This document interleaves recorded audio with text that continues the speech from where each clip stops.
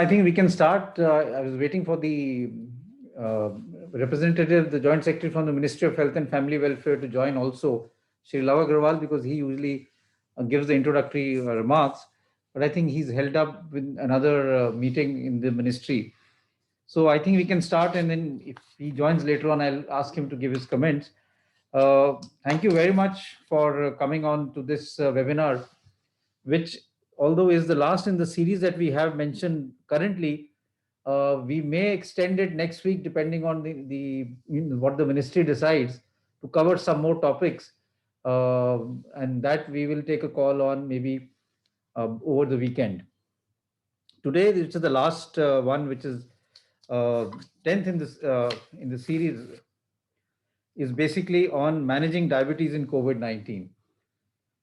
Now, because of the fact that there has been a huge increase in steroid intake, this has led to a huge problem as far as controlling blood sugars is concerned, or people who were not diabetics coming out to have high blood sugars, and therefore the issue of managing them in a COVID ward and then having to discharge them on some treatment once they have stabilized as far as COVID-19 is concerned.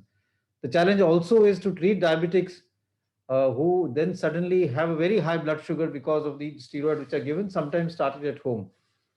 And this has caused multiple problems. We know that it leads to secondary infection and predisposes to a poorer outcome.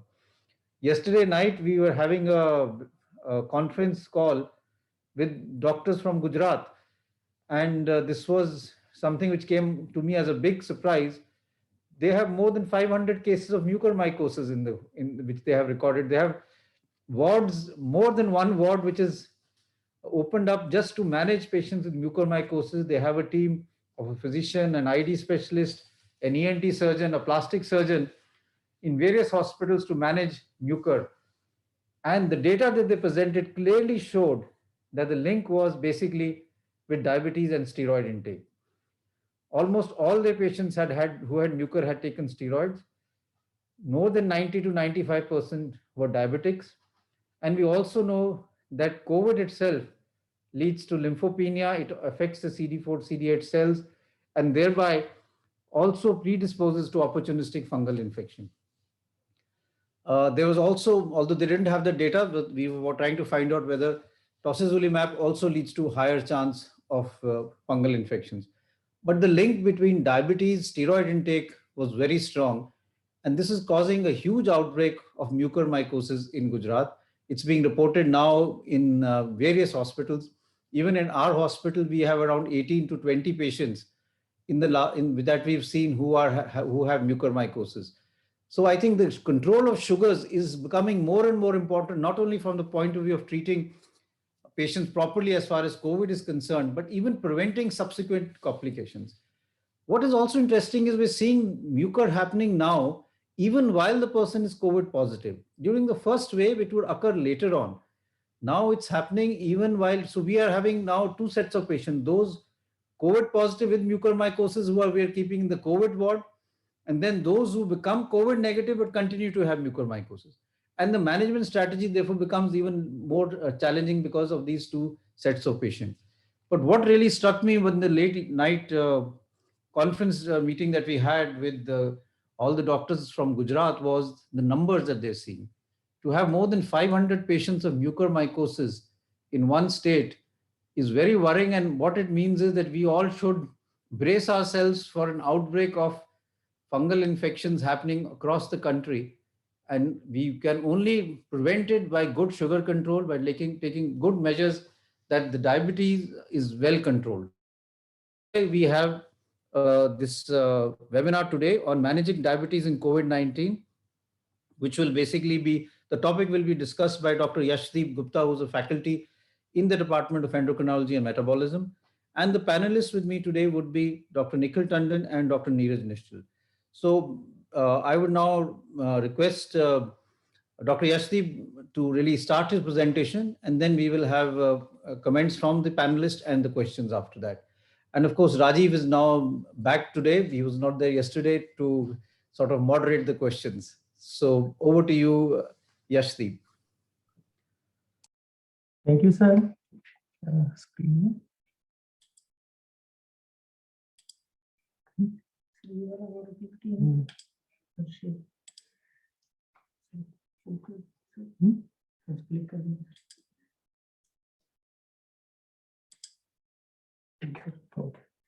So good afternoon, everyone. So the basic focus will be to delineate the screening and the management strategies. And in my presentation, basically, I will be discussing the screening strategy, specifically focusing for screening in early admission, that is means within 24 hours. And then during the course of illness, as we have the patients in hospital, and then provide you some framework on management based on glycemic thresholds, disease severity, and the other circumstances which dictates the management strategies. And we'll be providing some management tips given the surge of steroid and the steroid-induced hyperglycemia on the management perspective. So the talk is basically based on the guidelines that we prepared for the Ministry of Health and Family Welfare the last year in August 2020. And the main crux of the presentation will be based on these guidelines, but even in the last 8 to 9 months, there is an evolving understanding on the subject, and we have incorporated some experience in addition to what is available in the previous guidelines. So the main thing is that the unrecognized hyperglycemia, the prevalence is nearly 1 out of 5, and this is unequivocally shown by most of the studies. And what is worrisome is the increased mortality, especially in this subset of patients. Therefore, it becomes very important to diagnose this subset of patients who have undiagnosed diabetes or have a stress hyperglycemia. And how we can do it within the 24 hours. The early the patient is recognized to have a stress hyperglycemia or undiagnosed diabetes, the early institutional management can change the course of illness for a particular patient. So as soon as a patient is received in a COVID care facility, it is a good practice to do a random capillary blood glucose at the time of admission. In case it is missed or is not possible, then a pair of readings pre-meals and post-meals, means pre-meal and 2 hours after post-meal, can be done with the next meal of the patient while the patient is admitted in the wards. And most of the patients are usually having their blood samplings done in the fasting next day. And a fasting plasma glucose, and if A1C is available, can be clubbed with this subset of investigations to complete a screening protocol. It is not mandatory to do each and every step. The facilities can tailor-made and see what suits best, but the main message is that the patient should be screened for hyperglycemia within 24 hours, and earliest the screen earlier is the better. What are the thresholds which recommend the further action? If you see a capillary blood glucose random more than 180, or your pre-meal more than 140, for a post-meal of more than 180, for a fasting plasma glucose which we send in the morning is more than 110, or A1C is more than 6.5, these thresholds suggest that patient needs further monitoring, and it is a good practice to monitor the patient with the pre-meals and post-meal for at least next 2 days to see how the patient shows in perspective, in point of the glycemia, underlying glycemia. What I suggest in the initial is basically the early screening, and it is also important that as the severity of illness increases, the glycemia can manifest. What we call is a stress hyperglycemia. So if the patient is moving from mild to moderate or moderate to severe, it is imperative to again reinitiate the blood glucose monitoring if the initial 48 hours of blood glucose suggests that patient is not having underlying undiagnosed hyperglycemia. Then the second point is basically when the patient is initiated on steroids. The steroids, the dose that is basically initiated in such patients can result in steroid-induced hyperglycemia. Again, it will be a good practice to monitor patient for at least 24 hours to 48 hours, and in certain glucose at least once a day, means thereafter, to see whether the patient is having underlying hyperglycemia due to the steroids per se or not. Even like patients or high risk features like the elderly patients or patient or obese or cardiovascular disease, it is a good practice to frequently have a watch on the glucose at least every 2 to 3 days if the initial screen suggests that patient is not having underlying hyperglycemia. Having recognized the hyperglycemia, it has again become important to manage such patients given the associated mortality with the uncontrolled hyperglycemia and the new surge of infections which increases the comorbidity or the mortality along with the COVID-19 per se. So this is a slide which gives an approximate idea like what should be the glycemic threshold and what should be an appropriate action plan from the management perspective. If a patient is having 3 meals less than 140, 180 is a perfect. If it is not, a patient is not on any pharmacotherapy, it is better to maintain a healthy diet and even keep a watch on blood glucose values for the during the course of illness as the disease evolves. In case patient is having more than 140 pre-meals and post-meals 180, this means that patient needs some sort of pharmacotherapy. There will be a less time to titrate oral glucose lowering drugs given the time taken for this titration. So we suggest that this sort of drugs should be used only with mild hyperglycemia, means less than 180 pre-meals and post-meals less than 250. And if the thresholds of hypoglycemia are more than that, 180 to 250, we suggest not to waste any time and institute insulin as early as possible.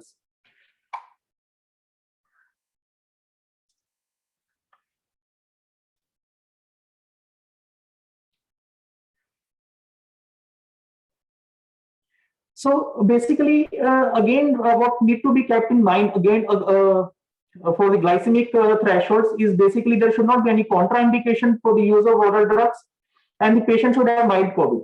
In case the patient is having moderate to severe COVID and there is any contraindication for the use of oral drugs, it is better to switch to insulin even if it is mild hyperglycemia. So when we use the insulin therapy, it's a basal bolus regimen gives the maximum flexibility and the maximum effectiveness in these scenarios.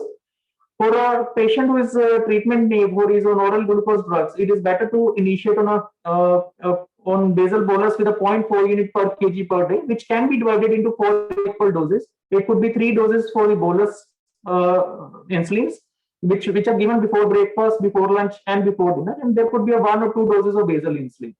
But has to be kept in mind that if the patient is an elderly, frail, or is having underlying CKD, especially stage 4 or 5, or underlying liver disease, it is better to initiate on a lower doses initially, and then depending upon the response, they can be up titrated.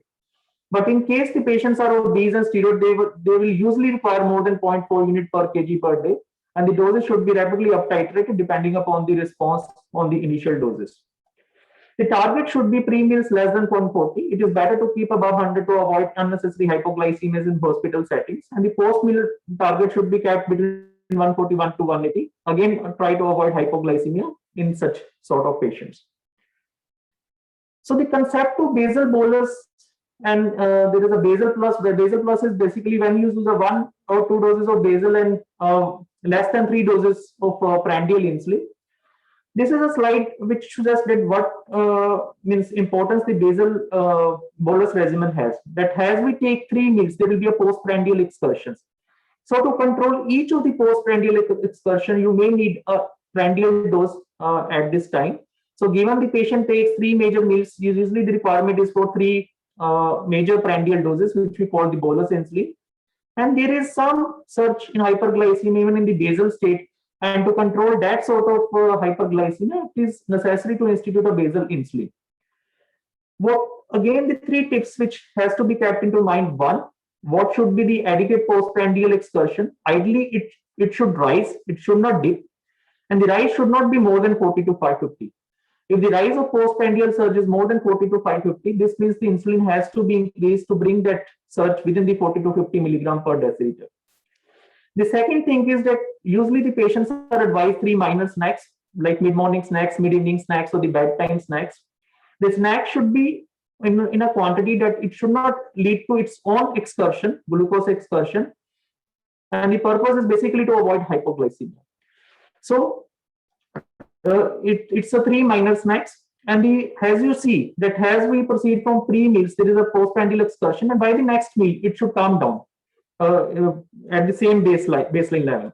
And to capture this sort of pattern, where the difficulty or where the fault is, actually, it is better to go for the 6-point monitoring, which we call the pre-meals and 2 hours post-meals. There will be some set of patients which will not be controlled on basal bolus regimen, especially when the doses goes beyond 2 units per kg. Then this sort of patient may likely require support from insulin infusion to bring down the hyperglycemia. There could be certain state like critical care illness, sepsis, or with shock in which the basal bolus regimen subcutaneous insulin may not work well. There could be patients with an erratic diet pattern or NPO again, in which settings the basal bolus may not work well. And there could be hyperglycemic emergencies or urgencies where there should be a rapid control of blood glucose level. So if these are the circumstances encountered, it is better to switch from the basal bolus to the insulin, keeping the patient safety in mind. The infusion can be initiated at a low doses, which could be 0.05 to 0.1 unit per kg body weight. And then depending upon the meals and the factors influencing insulin sensitivity, resistance, the level of glucose, the time of day the insulin infusion is running, the diet status, concomitant drugs, and the target levels, it could be titrated up or down titrated the infusion rates to keep the target levels between 100 to 180, again avoiding hypoglycemia. Once the patient is on consistent diet or stable doses and is having euglycemia, no hemodynamic instability, the patients can be switched back to the basal bolus regimen. The details on this insulin infusion, again, we have provided in the document which we have prepared for the Ministry of Health and Family Welfare, and that can be referred for further details. Or there is a twice daily methylprednisolone, then the patient will definitely require 6-point monitoring to titrate the multiple basal bolus regimens which are ongoing. But in case some patients who are on diet control or are on single dose oral methylprednisolone in the morning with a predominant surge seen in the before lunch, after lunch, before dinner segment, these sort of patients can be tackled even with the 4-time blood glucose monitoring if 6-point monitoring is not practical. Even if patient is not having any hyperglycemia, it is better to monitor patients on steroid regularly with a glucose value, with a capillary blood glucose. And the one value which is most important in the steroid-induced hyperglycemia is after lunch, has the maximum effect of the steroid-induced hyperglycemia seen at this time. So if this value is normal, it is still reassuring that the patient may not be having underlying hyperglycemia due to steroids per se. This is a slide which suggests the importance of 6-point monitoring compared to the 4-point monitoring. What I said initially is that if it is a pre-meal is 130, by the time of next pre-meal, it should come back to the normal. But in case it is not, it has to be fixed. Now, if you don't have an after breakfast done, so one will not be able to see what actually lead to 180, because one, it could be due to the inadequate insulin, like there is a postprandial surge of more than 50. In this case, the action plan will be to increase insulin regimen. But since the delta is 20 in the second case, it could be due to the increased mid-morning snacks, because the rise is occurring after the postprandial, maximum postprandial 150, it's again 180. This means the mid-morning snacks may be more, which is resulting into the higher pre-meal levels. So if you have a detailed log, you can be able to fix the culprit means doses for the snacks which has to be fixed. I will just give you an example for a steroid-induced hyperglycemia and some management tips on a steroid-induced hyperglycemia, where certain points has to be kept into mind. This is a case scenario 1 with a mild hyperglycemia. Patient is having a type 2 diabetes but was controlled on lifestyle modification with a normal intake. When the patient contacted us, the patient was on methylprednisolone 8 mg OD. When you see the log of the patient without any drug therapy, you will see there is a surge which is coming at lunch, a predominant rise at the time of lunch, and it start dipping, but still the before dinner value is high, and the next morning it comes out to be even near to target levels. So basically, these are the 3 values which are mainly affected by the morning steroids. To fix these 3 values, it is better to initiate NPH intermediate, because the profile of NPH matches with the profile of the methylprednisolone. So the patient is initiated on insulatard 6 in the morning, that is 0.1 unit per kg. And the patient is also given that there is a significant gap in the postprandial delta. The patient is also initiated on 0.1 unit per kg of regular insulin to narrow down this postprandial excursion. And has the patients having hyperglycemia, the main titration is done in the insulatard, because insulatard, if it is increased, it also fixes the pre-meal values rather than changing only the postprandial. So the maximum increment or decrease is made in the insulatard, in the morning insulatard. And as the steroids are tapered, the patient's Actrabid in the after lunch is taken off, the steroid doses, insulin doses are decreased, and as the steroids are stopped, the patient is of insulin regimen. This is a case scenario 2, which is typical of a higher and triple drug combination, triple OHs, along with the basal insulin. At the time of switching, the patient was switched to the basal bolus insulin regimen, and the glimepiride was discontinued. So this is a slide which means is a log for the patients managed on steroid-induced hyperglycemia. The points which I want for you to focus upon is, again, you can see this before lunch, after lunch, before dinner. You can see the maximum doses of prandial insulin that goes is in the lunch time as compared to the breakfast time or the dinner time. So this is a maximum disproportionate rise in lunch doses that has to be given for tackling the steroid-induced hyperglycemia. The patient may not do well even with the before lunch and may require additional shot of insulins before the evening snacks to bring the baseline down. The second point is, as compared to the standard basal bolus regimen, in which we give usually the 1 doses of intermediate or long-acting analogs at night time, the patients on steroid-induced hyperglycemia may require 2 doses of basal insulins, and typically the dose of basal insulin is more in the morning as compared to the evening for the steroid-induced hyperglycemia. The third point which needs to be focused, that once the patient is taken from BD to the OD steroids, the nighttime prandial insulin and the nighttime basal insulin usually goes first, and the patients may require the morning prandial and the lunchtime prandial insulin and a morning basal insulin. And as the glucocorticoids are stopped, the patient can go off insulin. The another point which need to be focused is the amount of increase or the decrease. You can see the patient within 8 days on no insulin regimens has gone to 154 units per day, means 2 units per kg. This is a rapidity of increase. And as the doses are decreased for the steroids, there is a dramatic reduction in insulin doses.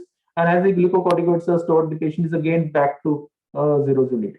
So this sort of rapid escalation and de-escalation again has to be kept in mind while the patient is managed for a steroid-induced hyperglycemia.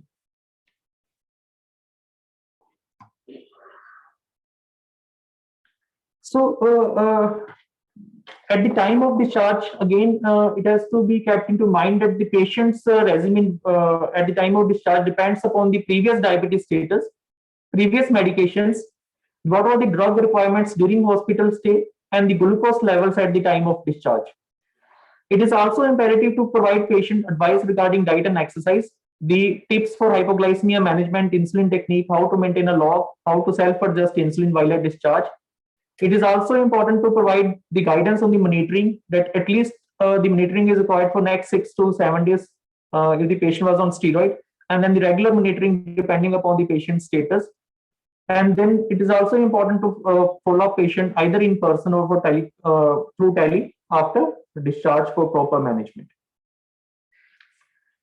So the focus of this presentation and the take-home messages is basically to be proactive in early screening, especially within 24 hours of admission, to monitor glucose regularly, especially if the patient is a moderate to severe COVID, is on steroids, and is a high-risk individual, to keep a low threshold for insulin initiation, use a basal or basal plus, basal bolus, or insulin infusion, the different sort of insulin regimens that are available as appropriate depending upon the circumstances of the patient, and to keep specific minds in mind for managing the steroid-induced hyperglycemia. The details of the presentation can also be available in this document for the Ministry of Health and Family Welfare, and a couple of other articles in which these details has been covered extensively. So thank you so much for your kind attention. Thank you very much, Dr. Yashdeep Gupta, for excellent presentation on the strategies and mechanism of how to go about managing diabetes in these challenging times when we have these fluctuating blood sugars. Before I ask other members on the webinar to give their comments, I'll ask Professor Nikhil Tandon and Dr. Neeraj Nischal to give their comments. So over to you, Dr. Nikhil Tandon. Thank you, sir. I would just take a minute or two just to sort of again flag the important points, because I think the message which really needs to go across is you've already highlighted the critical importance of diabetes, the fact that it leads to adverse outcomes, and even more surprisingly, that the undiagnosed and or stress hyperglycemia seem to do worse during the period of COVID, number one. Number two, fortunately, however, there are enough data which show that if you aggressively and sensibly manage diabetes, you can actually reduce the adverse impact of hyperglycemia. So it's not an irretrievable situation. Those are the first 2 points. But I think the critical point we must remember is that the rule of halves is very much operational for diabetes as it is for any other disease. And if you ask somebody at the time of admission, do you have diabetes? 50% of those who have diabetes will actually say no, because they actually don't know that they have diabetes. So the first and most important message that I want to communicate is the need for screening. If somebody says they have diabetes, it gives you a sense of how much is the degree of hyperglycemia and whether they need a titration of their medication. If they claim they don't have diabetes, it's important to confirm that they don't have diabetes, because then your plan changes. That's point number one. Point number two is that because the disease itself will evolve over a period of time, that you may add other medication which may impact on glucose. Even if the person is found to be normoglycemic at the time of admission, a couple of days later, 3 days later, repeat an assessment just to be sure that there's no evolution in the state of hyperglycemia. The third thing is, if you're monitoring somebody, you need to monitor them properly and you need to interpret that monitoring properly.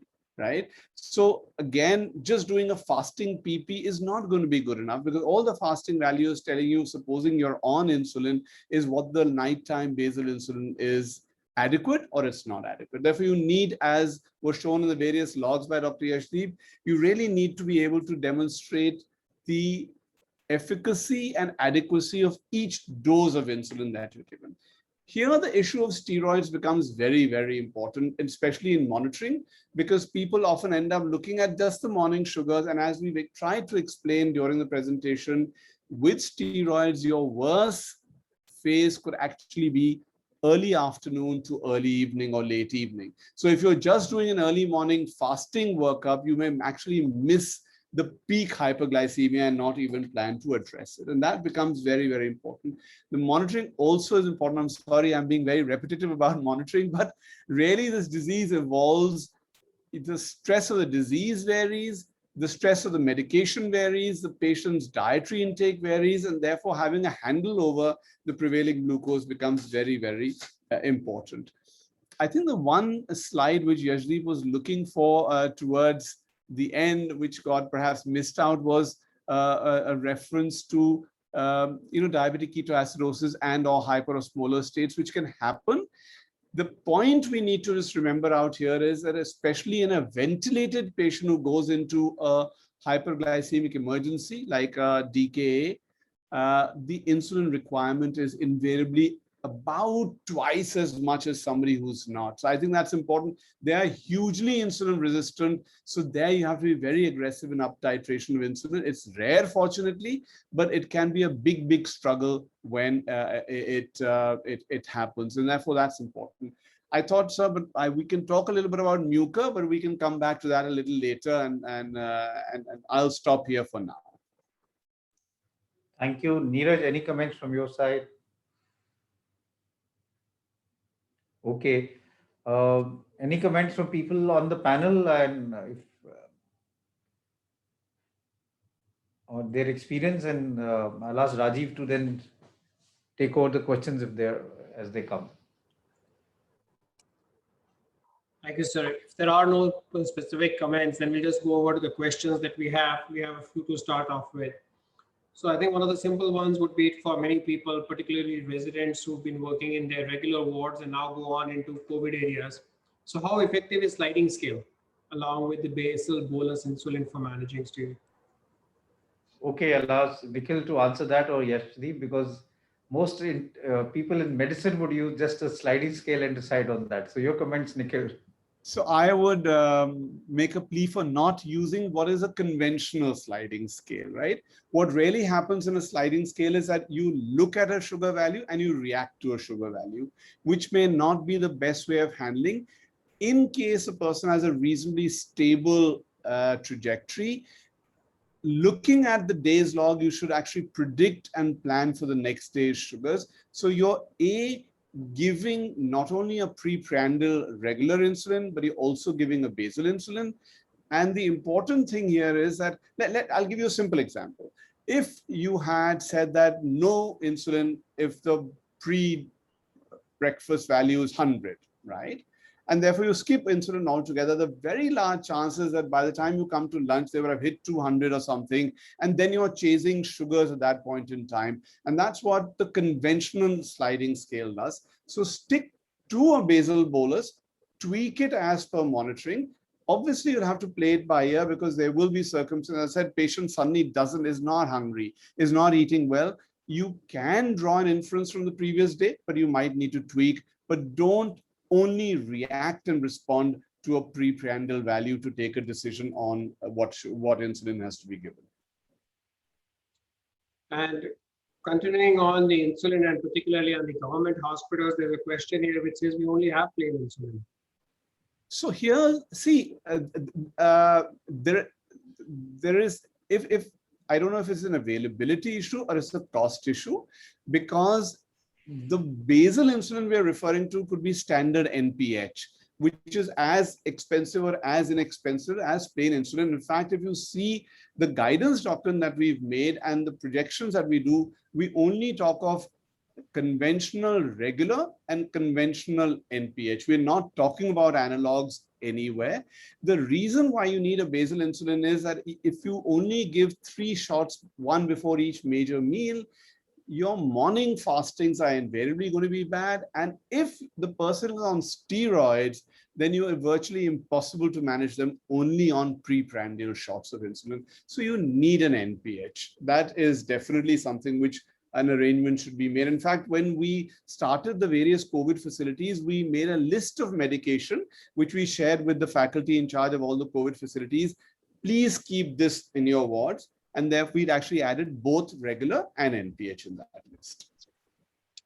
And so since a lot of this is steroid related, the next query comes in line with that.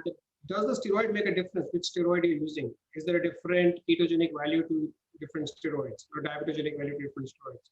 So really the 2 things which are being used are dexamethasone, which is perhaps the longest acting, and methylprednisolone, which if given orally may have a little shorter, so intermediate acting, as opposed to, let's say, prednisolone, but nobody gives prednisolone, primarily give these 2.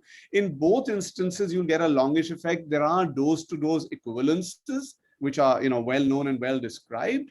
And other than that, you have to cater for a through the day impact with slightly nuanced variation, as I said, in the early afternoon to early to late evening in most instances.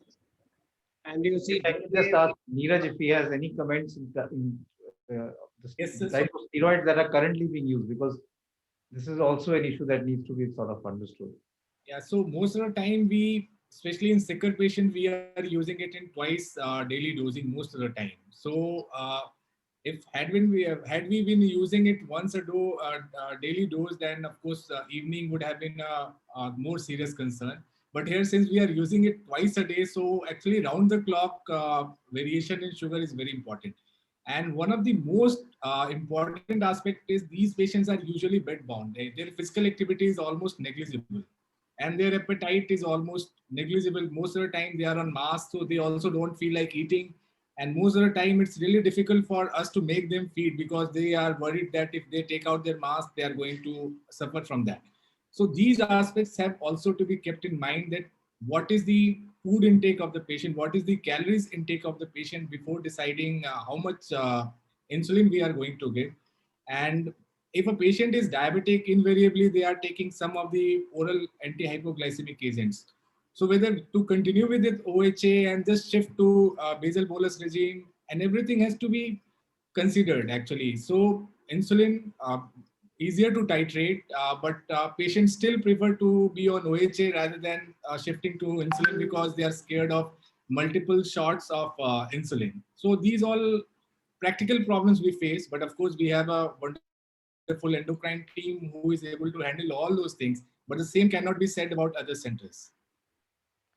Okay, Nikhil, you want to say, Just one very quick respond? comment. I totally agree with what Dr. Neeraj is saying, that, the issue is, I just want to make one point very clear. If somebody is getting admitted and they're a known diabetes patient who are already taking oral anti-hyperglycemic agents, you can take it for granted that if you give them steroids, they will require insulin and they will require basal bolus. I think there is really no point waiting for that to happen.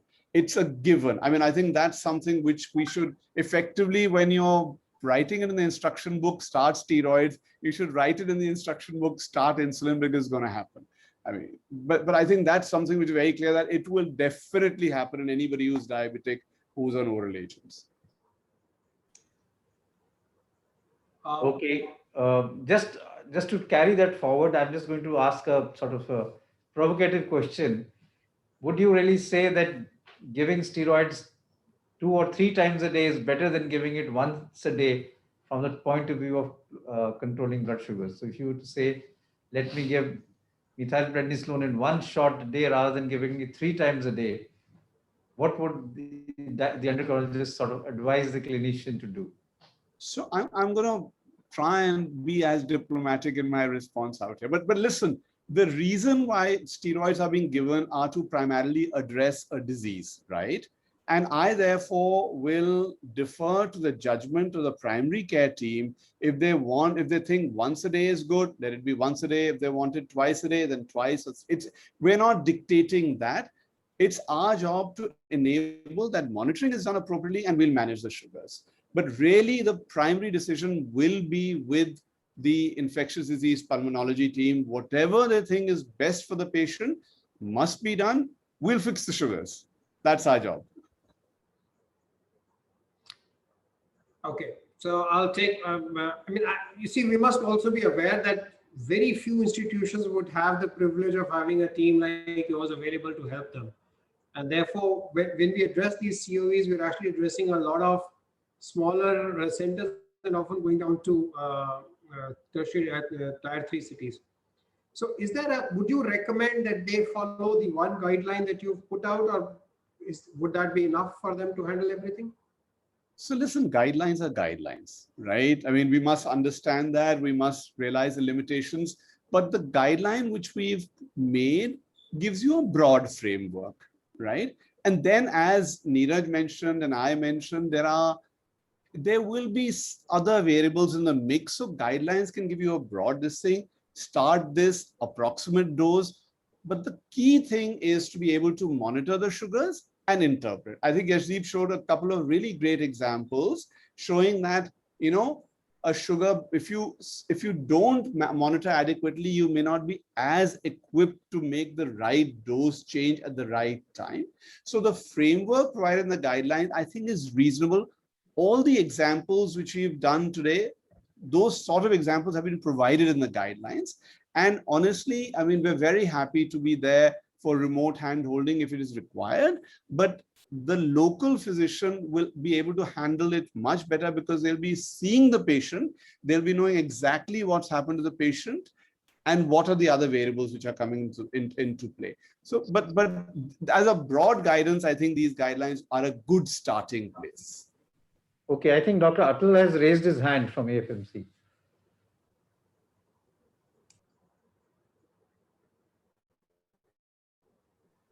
You're muted, sir. Yeah. Sir, I just had this query. We talked about this basal bolus regime. And I remember hearing in talks when we talk about basal bolus that in certain subpopulations or possibly in the elderly, you would rather like to give the glargine or the long-acting insulin in the mornings rather than the evenings because they're not really peakless. So would that kind of work in this kind of a COVID setting, or would we just, as a guideline, stick to evening shot of glargines? So if you look at it, realistically, glargine can be given at one time of the day. We give it very often at night. That's very correct.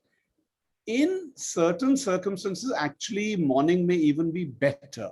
So as Yashdeep mentioned, in a person, though Dr. Neeraj clearly indicated that may not be a common occurrence, if somebody is on a single morning dose of steroids, right, giving glargine in the morning would actually be actually better than giving glargine at night. It takes care of all the fun and games which are going to happen during the day, and it'll start waning off at night. I'm not sure specifically if there is any advisory about the elderly and time of injection, but my stock answer to all of this usually is monitor, and you will be able to get your answers from that. Really, I'm telling you, unless good monitoring is done, we're all playing in the dark. You need to see those values and get a response. Yeah, Yashdeep. Regarding that same question, sir, like if the patient is treatment naive and is on single dose of methylpred, then if the basal analogs are given in the morning, then that could cause the late night hypoglycemia. But if the patient is on dexamethasone or BD methylpred, then the glargine can be given as the NPH.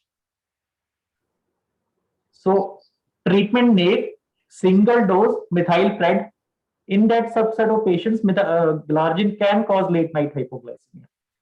In that scenario, NPH is preferable. Okay, so I'll move on to the next question. And again, does hyperglycemia that's induced by steroid ever cause DKA also? Yashdeep, can try and answer that? Can you repeat the question, sir? Yes. A patient who's got steroid-induced hyperglycemia, can the patient develop diabetic ketoacidosis? Yeah, sure. There are three things. One, we are using high dose of steroid. Second, the patient underlying illness, which we call the cytokine storm, again contribute very much to the insulin resistance. The third is that the COVID itself has an implication on beta cell function. And over and above, if there is a platform of already compromised beta cell function and insulin resistance, as is the underlying type 2 diabetes, I think there are ample factors which can take patient to the hyperglycemic crisis. So it has to be kept into mind very much. And then the plan will change. If the patient is going into hyperglycemia, then the insulin infusion, fluids, electrolytes, acidosis, all these things, additional players will come into picture. Okay, so with that, you've actually answered another question here. That was, does COVID affect the pancreas? We've obviously said, yes, there is adverse effect on the beta cells directly through the infection. We'll move on to the next question. And this is a patient who's non-diabetic at baseline, develops hyperglycemia due to the steroids and is now being tapered off the steroids and is being discharged.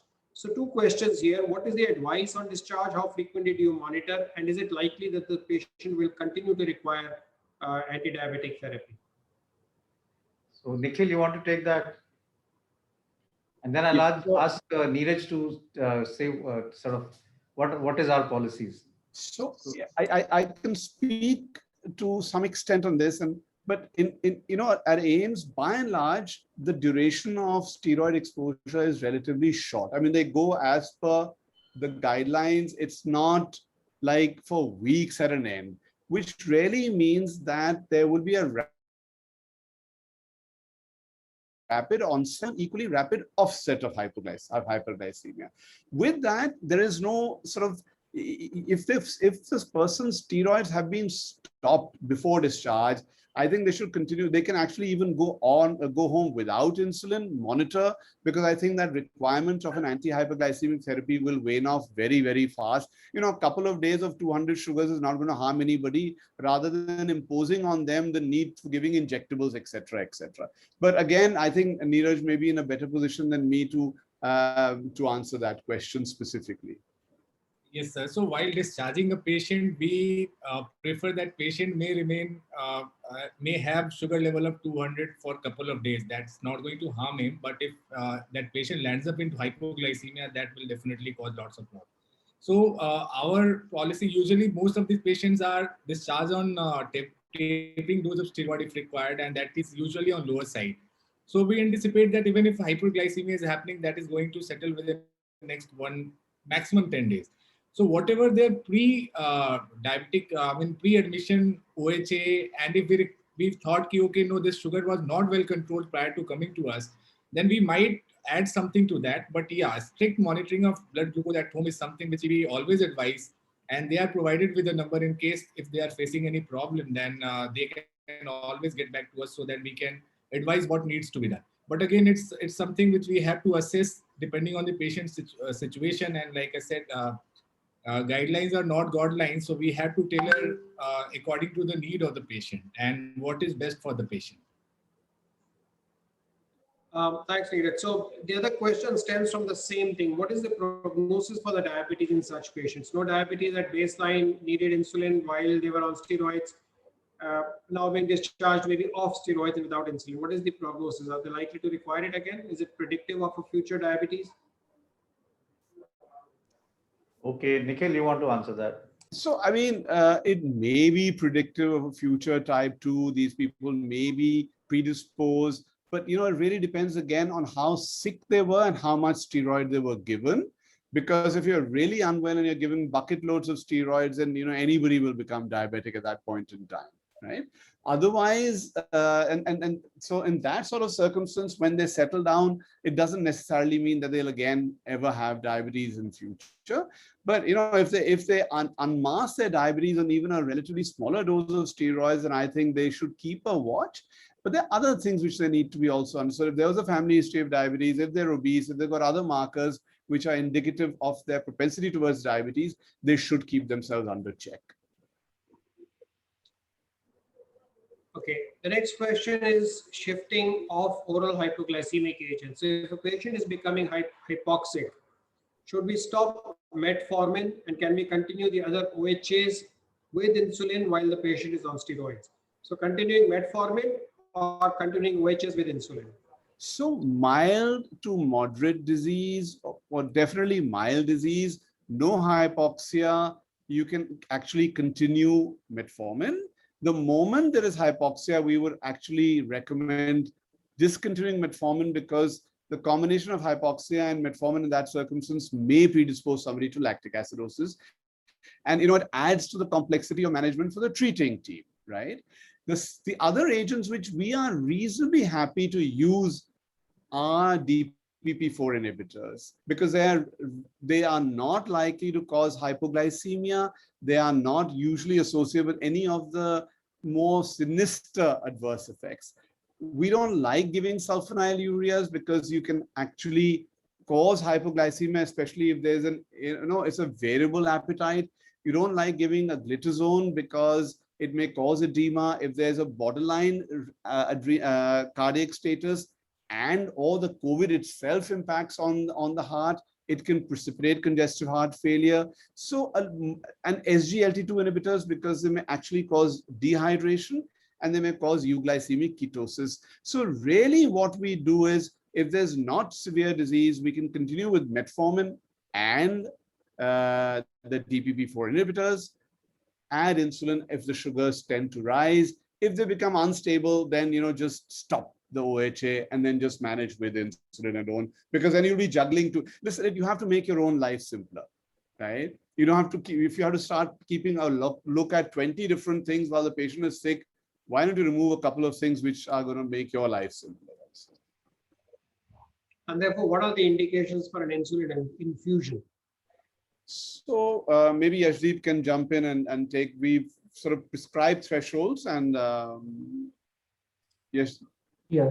So basically, means one, if the patient is unstable, hemodynamically unstable, then the delivery system of subcutaneous insulin will go higher wire. So then the indication is for the infusion, especially the patients who are on like ventilators with erratic diet pattern. Again, that sort of patients are candidates for that.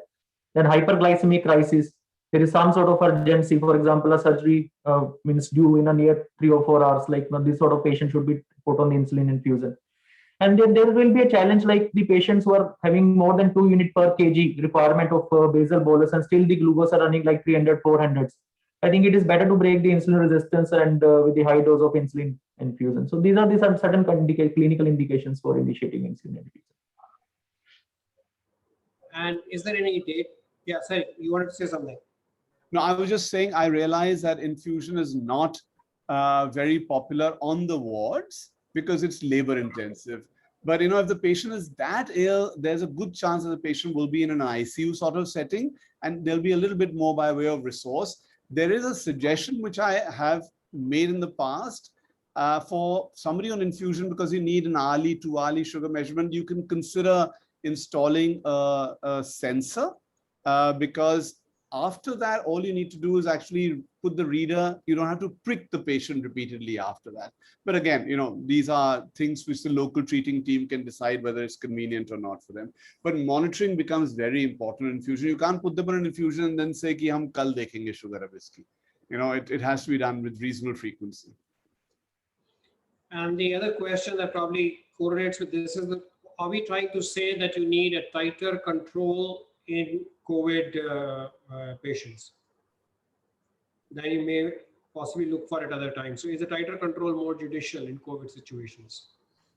I think it's, Yeah, go ahead, Yashdeep. Yes, Yeah, Steve, and maybe I'll ask Neeraj to say what is the glycemic control that we sort of try and do. okay, I showed a slide, I think, from a cell metabolism, in which the people have seen that if the average glucose is less than 180, there is a mortality of 1 or 2%.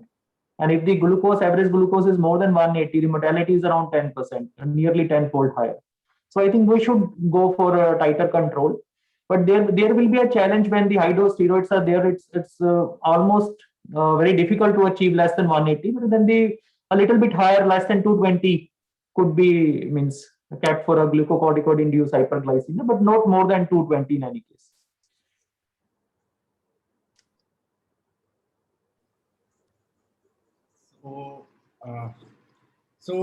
Actually, especially in ICU setting is perfectly fine, but when we are dealing patient in ward, we are slightly liberal that patient, because COVID ward is, though it's a liver intensive ward, but we don't have so much liver in there. So we slightly try to keep a reasonable blood sugar where patient does not land up in hypoglycemia. So anything below 200 is perfectly fine for our team, and we have not seen this compromising outcome of the patient. So rather than pushing very hard in these patients, I think anything below 200 is acceptable. But persistent sugar above 200 is something which we have to be careful about, because again, chances of getting suprarrenal infection and other aspects will increase. But up to 200, I think it's manageable and reasonable. It's not going to affect the outcome in ward patients at least.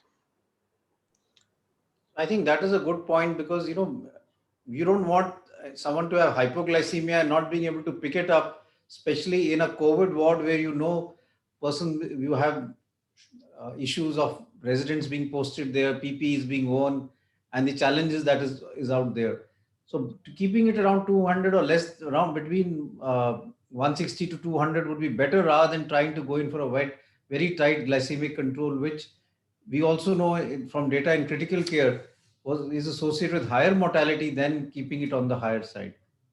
So if you go back, Dr. Glare, to the the nice sugar and all that. So pre-meal 150 ke aaspaas, post-meal 200. It's a comfortable zone. Obviously, as the patient improves and all of that, then you can gradually shift your goalposts. But otherwise, pre-meal 150, post-meal 200 is a safe range for you to target. A couple of questions on the basal bolus regimen. So one is that shouldn't the total dose be divided into two, with half being given as basal and the rest half divided into 3 parts given as bolus? And the second question was, should it be done twice a day?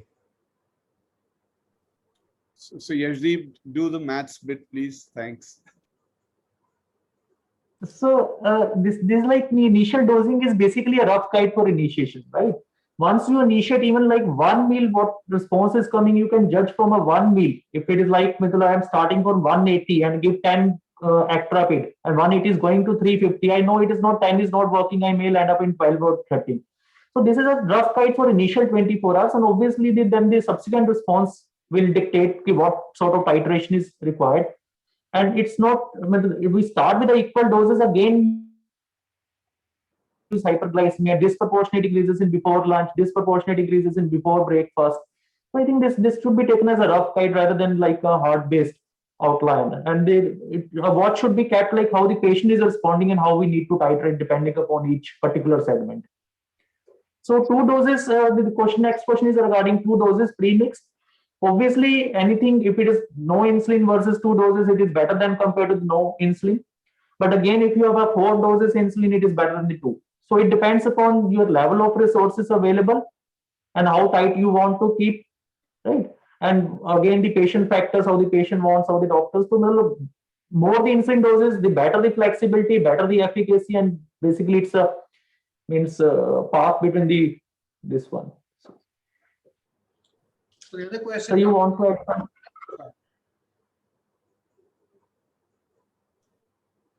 Okay, so the next question comes down to the practicality of working in the wards again, and I think it's something we've addressed before, but it's worthwhile taking again. That it's not possible to do as good a monitoring of blood sugar inside the wards as we would like it to be. So what is the minimum that should be done that we need to fix the insulin dose, particularly for somebody who's also been on OHAs immediately before starting steroids? So Nikhil, you and then Neeraj both can give your comments on this. So listen, if somebody's on steroids, and I think Yashdeep showed a slide, I mean, we're really, we love monitoring, we like lots of numbers, but realistically speaking, it's great to have your pre-meals and maybe a post-lunch, right? I mean, let's say, if not 6, let's come down to the next level, which is 4, right? I totally understand that it is difficult. I also understand that it is resource intensive, but then you need to balance your ambition about this, how tight your control is with how much monitoring you can do. If you feel you can't monitor that much, then I think we need to shift the other goalposts also and say, we'll settle for less tight control, because you can't aim for tight control without monitoring. So that's the sort of local balance which anybody will have to do. Remember, and let me just again point out why, what each value is doing. The pair of readings, let's say before breakfast and after breakfast, the delta or the difference between pre and post is actually informing us about the adequacy of the breakfast insulin dose, right? So if I had a 200 after breakfast, but my fasting was 100, that means a jump of 100, which is a lot. I had a fasting of 150 and went up to 200. I'll say it's a jump of 50. That's acceptable. So these are two different scenarios, and which will necessitate two different responses. 150 to 200, I'd say, forget about it. This is okay. We let it be. I need to fix the 150. I'm not, because the 200 will get dragged down on its own. So once we understand what is informing what, and if you get into a settled picture, I would say be more aggressive in monitoring in the first day or two, get a sense of what's happening with the patient, and then you'll realize if you need a focus point, and then you can start reducing the amount of monitoring. So it has to be, and in between, of course, if you add steroids, then again, you need a jump up in monitoring for the next 2 or 3 days so that you get an idea. So that's how I would do it if there is a resource constraint or people constraint or monitoring constraint. Just have to play around a bit.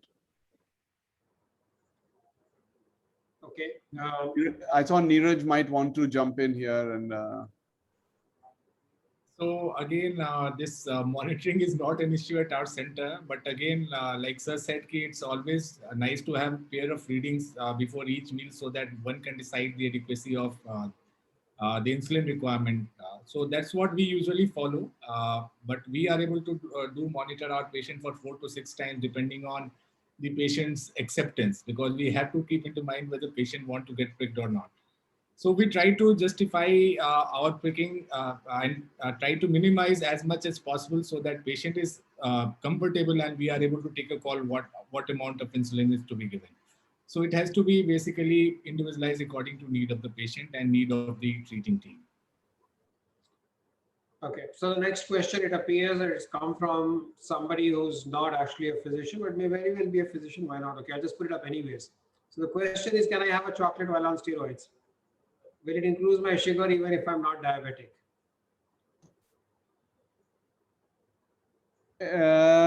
You want to have a chocolate? Go right ahead and have a chocolate.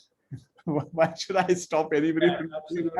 I would have said that without looking at anywhere close to a diabetes management, right? But I mean, it really depends. I mean, it depends on what you mean. May I have a chocolate? Is it a square of chocolate or a bar of chocolates? And how much steroids are you taking along with that? So I think moderation is all right. I won't really worry about it, but I won't normally recommend, 3 bars of chocolate in a day or every day of the week also, for that matter. Okay. The next one is on again post-discharge, and this is post-COVID management of diabetes at home in patients who were at insulin while they were in the hospital. So at what level of sugar would OHAs be started again? Or would you shift them straight on OHAs at discharge?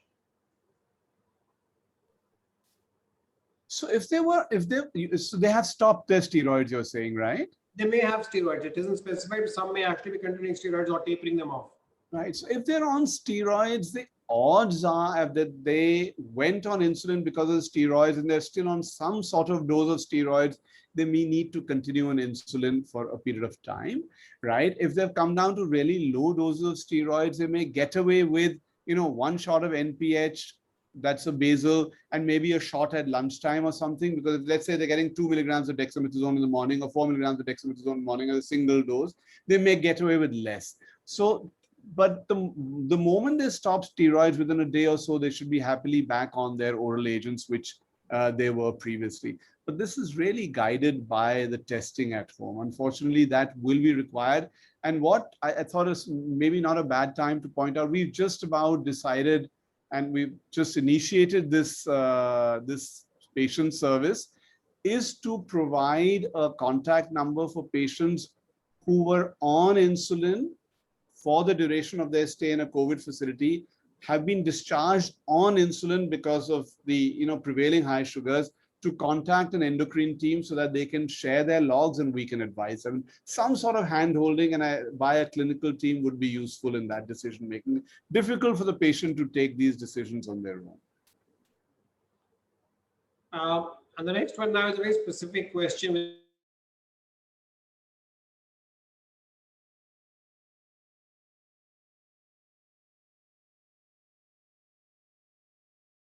Additional insulin right now or wait for the pre-lunch dose? So Rajiv, I lost you in the middle actually. I'm not sure if others heard you. I'll go over it again. Pre-breakfast sugar 220, pre-breakfast insulin 20 units. 1 hour post-breakfast, the sugar is 340. So do I need to give additional insulin now or wait for the pre-lunch dose?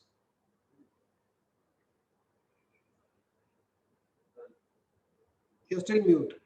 Yeah, so let's say this is not a 1 hour post meal, this was a 2 hour post meal, because traditionally that's what we really do. The first thing I would do is actually check what they ate, right? So if they ate a lot of the wrong stuff, then it may be useful, because remember, we're not only fixing for today, we need to plan for tomorrow also at the same time, right?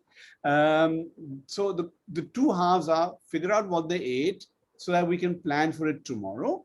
Secondly, if it's like 340 or something, I would say there's no harm in giving a small supplemental dose so that we don't let things slip totally out of control by the time we reach lunch. So maybe a small dose of another 4 units or something, so that by the time they reach lunch, we're back to a more sensible value than struggling with a very high value. Now, a little earlier, it was said that there's data to say that COVID affects the beta cells. So is there data to say that patients would have blood sugar rise even if they haven't received steroids? Right. So I'll give a general answer, then maybe Yashdeep can give you the more scientific one. That it's an illness, right? So generally speaking, you can get stress hyperglycemia anyway, right? The second thing is, remember, we believe that the person did not have diabetes, but very often, that's why if you remember one of the slides which Yashdeep showed, we are saying even in normal glycemics, get an HbA1c done, because you actually might find out that these guys have had 3, sugars which had been high in the past and they were clueless about it. The third thing, of course, may be a direct effect on the pancreas. And, you keep going back and forth. There's an ACE inhibitor on the pancreatic beta cells. There's an element of insulin resistance. So that will contribute. So short answer is yes, in the absence of steroids, also you can get hyperglycemia. The long answer is that it could be because they already had undiagnosed prior disease. It was a stress-induced thing or a specific thing because of COVID itself. Yashdeep might want to add to that. So that regarding one, the stress-induced hyperglycemia, it has been seen that 50% are actually undiagnosed diabetes and 50% are actually stress-induced hyperglycemia. So if you have two cases, the 1 out of 2 is likely to remain diabetic because that was an undiagnosed case of diabetes. That is one subset, one answer. The second is that the effect of COVID-19 on beta cell function. We have just done a longitudinal cohort study and sent for publication. In 3 to 6 months time interval, we have not seen any major effect on beta cell function or insulin resistance. But what effect actually it will have at a long run, or what effect moderate to severe will have, that is not available till date. Okay, the next question then is, what is Flatbush diabetes in COVID? So Flatbush diabetes was something described in New York, not anything to do with COVID at all when it was originally described. Essentially, it was, people who phenotypically looked like classical type 2, obese people, features of insulin resistance, but presenting with diabetic ketoacidosis or ketosis. But subsequently went on to just behave like any other standard type 2 diabetes. I must confess my ignorance. I am not sure about any details of a Flatbush equivalent in COVID. And I will ask Yashdeep to pipe in if he has more information on this. No, sir, I don't think so. I think what you answer is, is the last. Nothing more to add. Okay, so we'll move on to again ICU patients, and this one says that if the patient's on Ryle's tube, is there any difference in the monitoring and insulin schedule versus to somebody who's having an oral intake? So my belief is, and I say this with utmost confidence, that the best sugars can be managed when somebody is on Ryle's tube feeding. For one simple reason, you are entirely controlling the quantity and quality of nutrition and the time of the nutrition, right? If you say, I'm going to give you 1500 calories, I'm going to split it into a major feed and a minor feed. I'm going to give the major feed at 9 o'clock. I'm going to give the minor feed at 11 o'clock. Then the next major at 1 and the next minor at 3 and the same in the evening. There is the patient factors are absolutely removed from it. So I would traditionally do a major minor split and give the same way pre-meal bolus so that I cover my the major plus minus. So if I'm, let's say, giving 500 calories for breakfast, I'm splitting that into 350 and 150 of major and minor. I'll give a shot before the major feed. I'll give a shot before the lunchtime major feed. I'll give a shot before the dinner time major feed, and I'll give a base an NPH insulin at night. Brilliant control. Yeah, so it's chocolates which mess up your life. Everything else is well controlled. Assuming that everybody gives the right amount, the right quality, and the right time. 3 variables. Okay. Is it okay to continue the anti-diabetic polypills in mild cases, or are any OHAs contraindicated? So I think it's important. I will sort of mention this earlier. See, remember, if somebody's on, let's say, 2 grams of metformin, supposing before they came in, and they've got mild disease, if you suddenly withdraw 2 grams of metformin, their sugars will hit sky, right? So if there are no contraindications to a drug like metformin, there's no hypoxia, the GFR is fine, the creatinine is not, all of that, there's no, you're not sort of concerned about sepsis, I'd say continue in a guarded way. And the other agent we're happy to continue are the gliptins, so the sitagliptin, vildagliptin, whatever is available. All the other OHA, we're a bit reluctant to continue. So we like to stay with these 2. And as I said in my earlier response, if things start getting a bit iffy, that you're concerned that, creatinine has started to rise, patient is dipping in terms of saturation, when you're concerned hypoxia may set in inadvertently for periods of time, stop the metformin also at that point. Okay, I've actually reached the last question that I have on the 2 lists that I have in front of me. So let's just take this. So do you need to get in control of sugar before you initiate steroids? So if there's somebody who has severely uncontrolled sugars but needs the dexamethasone, would you wait for the sugars to be controlled or just proceed first? So my answer to that is simple, but I leave it to Neeraj and Dr. Guleria to give answers. But who is deciding the need for steroids and why are they deciding it? It's being decided by the primary team because they're concerned that there is an inflammatory response which needs to be subdued. We respect that. Whatever is the sugar, go ahead and do it. We'll fix it. Yeah, so I would just say the disease decides the steroids, and therefore, if the disease warrants steroids, we can't wait for the sugars to be controlled and then decide on whether to give steroids or not. The disease doesn't give you that much of time, and therefore, that's what I would say. Neeraj can add on to that.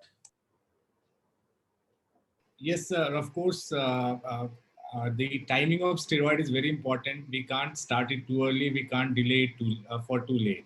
So that's why when treating team feels the patient is an ideal candidate for steroid, I don't think sugar should be a contraindication for starting steroid in such patients because it could be life saving.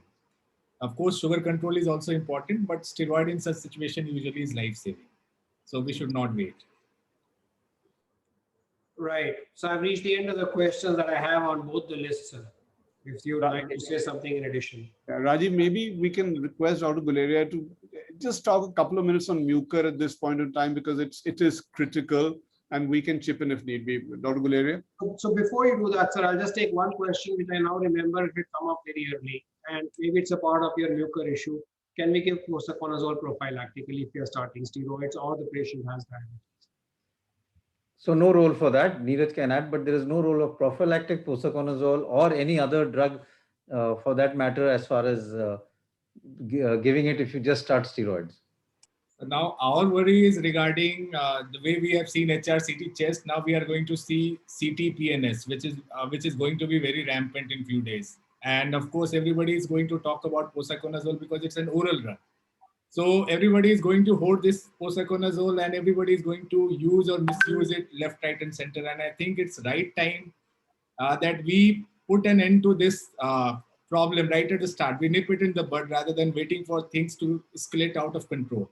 So I think it's very important that we say posaconazole is not for prophylactic. In fact, the oral absorption of posaconazole still is a matter of debate, whatever the company may claim. But what we have seen that it's not the bioavailability is not the same. So of course we cannot ask for prophylactically using posaconazole, but I have full faith that this will be misused as a prophylaxis as well, which should be nipped at the bud itself.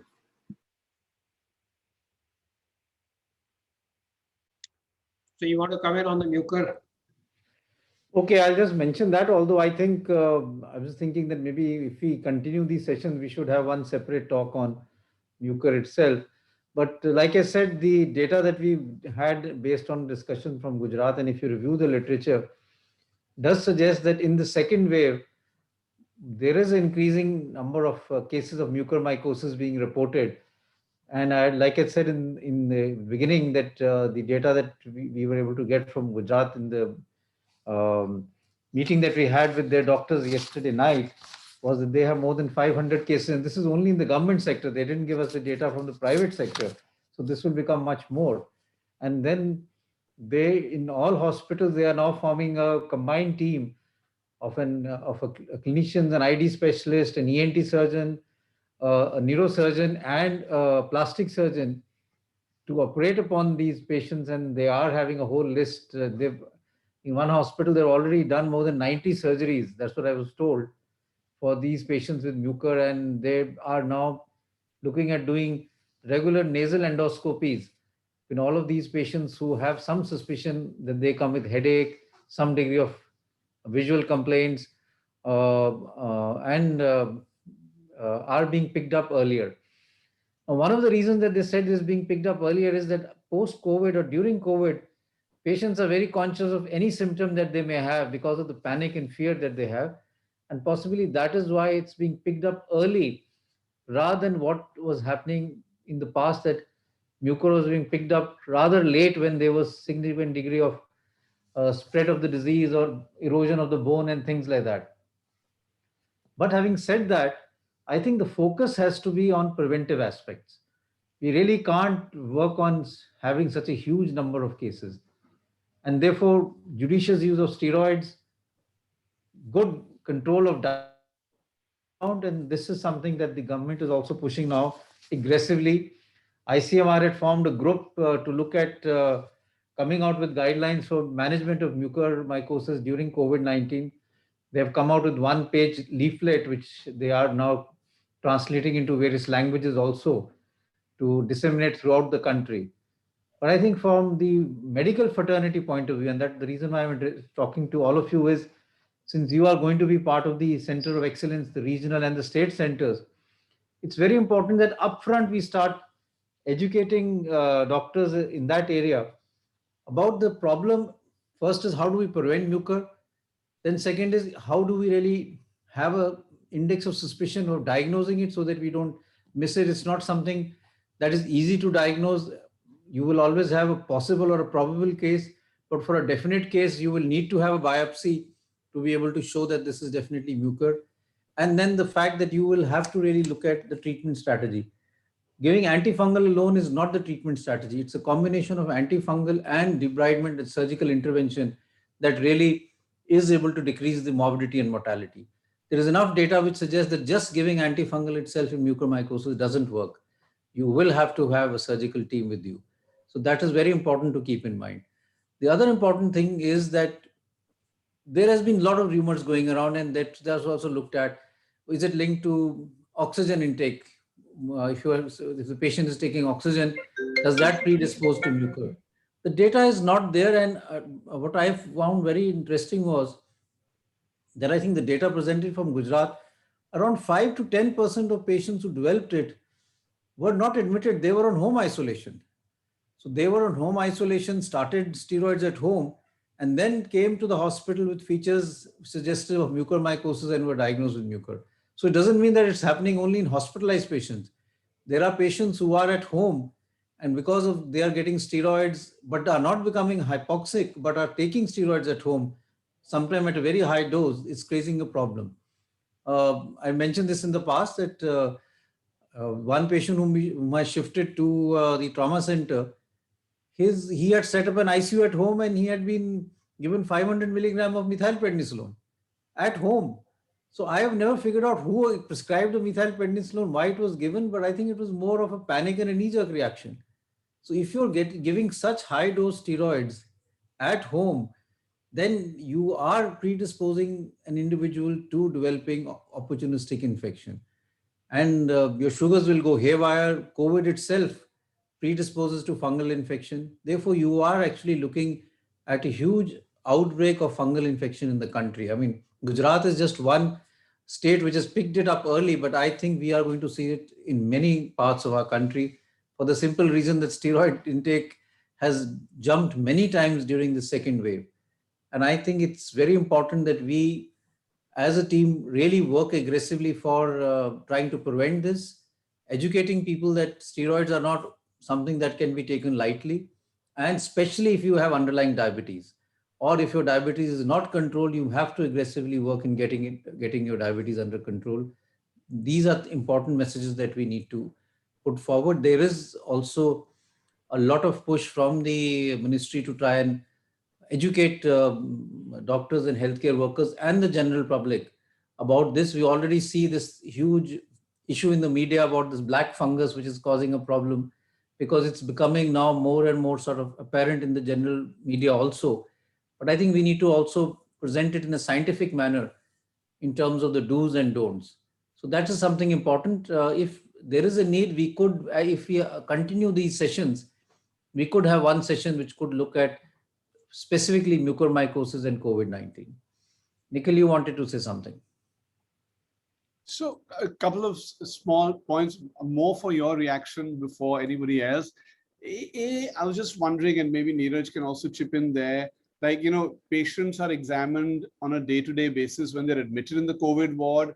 I mean, obviously we can't be going around doing nasal endoscopies, but a quick look at their nostrils and a quick look at their palate, as a part of the routine daily general physical examination. I was just wondering whether it's worthwhile.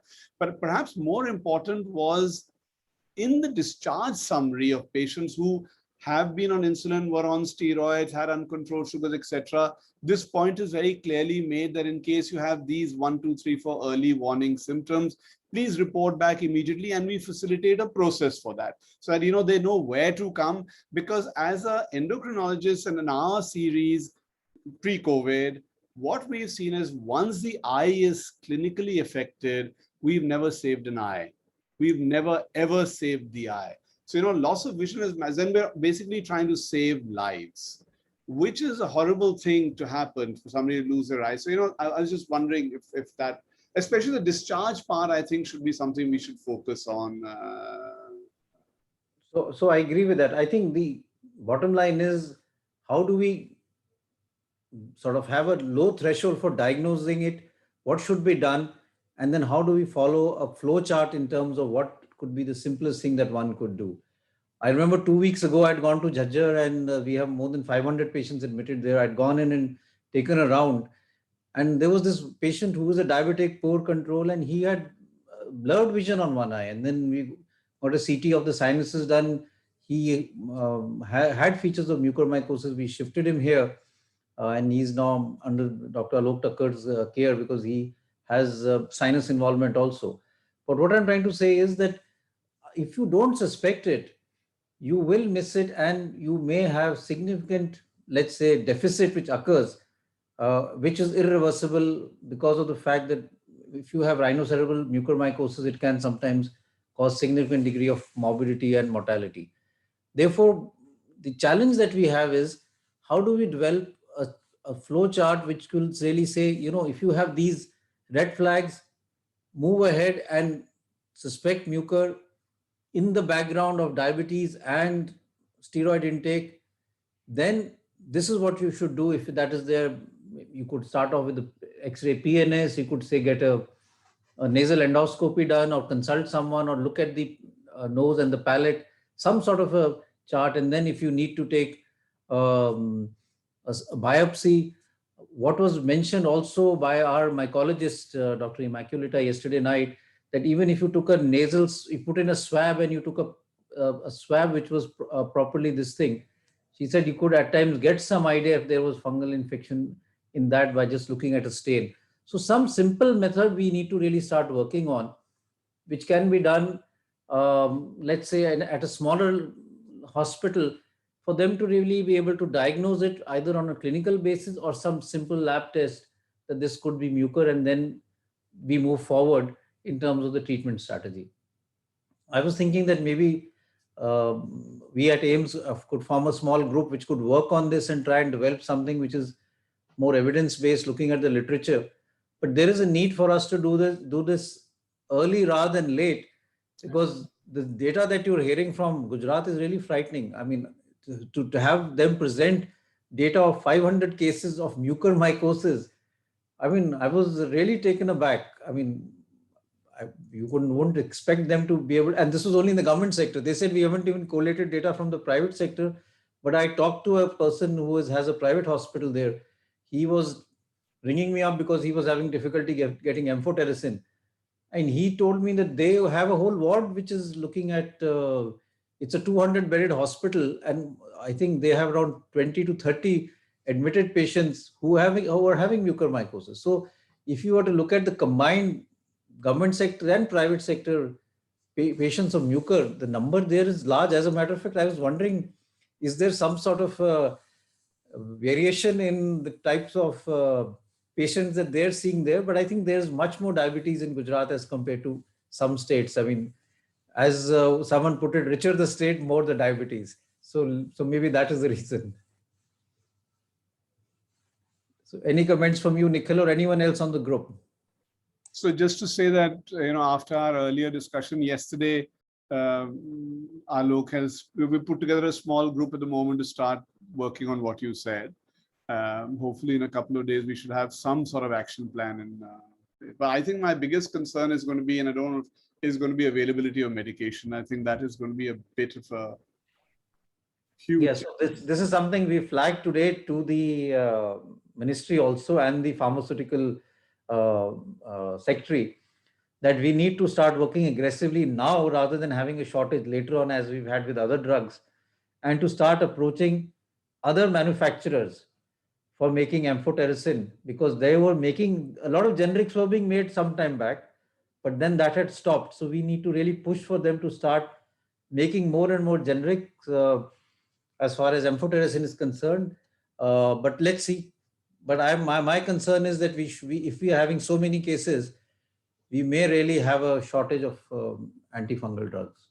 Sir, there is a concern that this has been discussed many places that humidifier has been attributed to this fungus. Sir, I think this has to be resolved. I think this fungus society has denied that it's not a humidifier. That need to be sort of clarified among the doctors. So this was the other thing that was raised, that is it related to oxygen or humidification and the water used in humidification, tap water versus the distilled water or sterile water. But the data does not suggest that that makes a difference. And this has been now denied by various fungal societies, that that is not a major cause as far as causing fungal infection or mucormycosis is concerned. So, madam, you wanted to say something. I think you had raised your hand. Yes, sir. So actually, it is regarding mucor only. One of our patient who was a father of a faculty, and he was there with us. He did not have hypoxia. His HRCT score was about 15, and for that he received remdesivir in our ward without hypoxia. He was given remdesivir with only 5 doses of 5 days of methylprednisone, no oxygen. And even if after he was discharged on the 5th day, and on the 7th day he developed headache with the facial puffiness on one side, and then he was discharged. He was discharged from our side, and he was investigated for mucor. And he was diagnosed as a mucor. He only had a sinus involvement without any orbital involvement. That was lucky for him. But without oxygen, without diabetes, non-diabetic, and only 5 doses of methylprednisone he developed that. So it's again, the source is a very difficult to know whether it is a COVID only which is causing this. So that is why we tried, sir, for like you said, in few patients we tried taking the nasal smear, but we could not get any like mucor. We only had a candida grown in the nasal cavity, and they said, the ENT people said that we need a scraping from the sinuses. That not only nasal smear will do, and that too special brush is required for that to get the proper smear. Yes, I agree with that. So I think what can we do in terms of getting a definite diagnosis? But I think a syndromic approach may also help us, because in many situations, if you have some features which suggest in the background that this could be mucor, then you should move aggressively to diagnose it rather than ignoring it. That is, I think, the important thing that I'd like to put forward. Thank you very much, sir. If there are no further comments, we'll call a close to this meeting today, as well as actually this entire series of 10, which we had planned originally. Because like you said, sir, we may end up doing more. Yes. Yes. So I just wanted to say that unfortunately, Mr. Love Agarwal isn't here. I think there's a press conference also today, so he won't be here today. But he sent me a message that they are thinking of extending this further for a few more topics. So I'll talk to him and find out. But I would also request that maybe from all of the group, we could get a feedback as to what they think would be really helpful as they start sort of working on making modules for their own area, and how they would be able to disseminate it right up to the primary health level.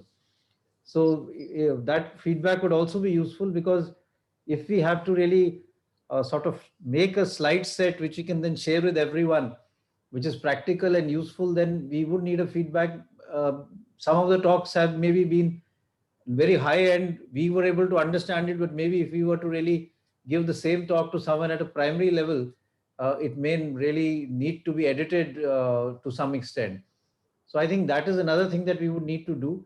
But feedback from everyone would help in trying to really make a comprehensive module covering all these topics. And if some of the topics have been left behind, we could add that and then make it into one sort of a training module, which can be then rolled out in various regions to really be able to provide care. And I think the whole issue of control of diabetes, preventing mucormycosis, home management, the use of remdesivir, steroids, or anti-IL-6 drugs is very, very important, because as this pandemic moves into rural India, I think unless we really develop good strategies, we're going to have a big problem. That's what I personally feel. So thank you very much for coming on all of these sessions. And let's see how things evolve, but hopefully we may meet again next week. Thank you very much, sir. Thank you, everyone. Thank Thank you. Bye-bye for now. Thank you. Educated, extremely well done. I think the quality was outstanding. So thank you all very much. Thank you, sir. Thank you, sir. Thank you very much.